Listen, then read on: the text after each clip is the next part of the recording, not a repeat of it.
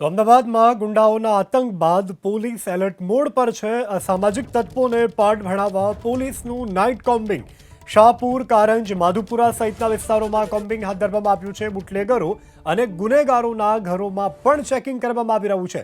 JCP, DCP, 11 PI અને 400 police કર્મચારીઓ આ કોમ્બિંગમાં જોડાયા છે। તો ગુનેગારોની શાન ઠેકાણે લાવવા માટે હવે અમદાવાદ પોલીસ જબરદસ્ત કામગીરી કરી રહી છે।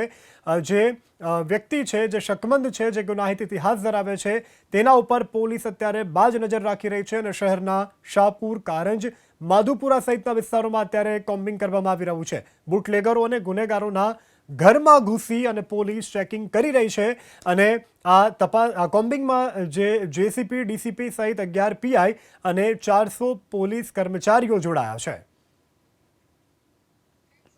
ઝોન 2 વિસ્તારના 3 પોલીસ સ્ટેશન કારંજ, શાહપુર અને માધવપુરામાં એક મેસિવ કોમ્બિંગનું આયોજન કરેલું છે, જેમાં 11 પીઆઈ દરેક ટીમ સાથે, જેમની દરેકની ટીમમાં 2 પીએસઆઈ અને 35 માણસો લઈ અને અમે અત્યારે હાલ કોમ્બિંગ હાથ ધર્યું છે। એવા ઈસમો કે જેઓ ગુનાહિત પ્રવૃત્તિ સાથે સંકળાયેલા છે, દારૂ જુગાર વેચવા, દારૂ જુગારની પ્રવૃત્તિ સાથે સંકળાયેલા છે અથવા એમની ઉપર કોઈ ગુનાહિત ઇતિહાસ રહેલો છે, માત્ર ને માત્ર તેવા કેન્ડિડેટ્સને ટાર્ગેટ કરીને અત્યારે આ કોમ્બિંગ હાથ ધરવામાં આવ્યું છે।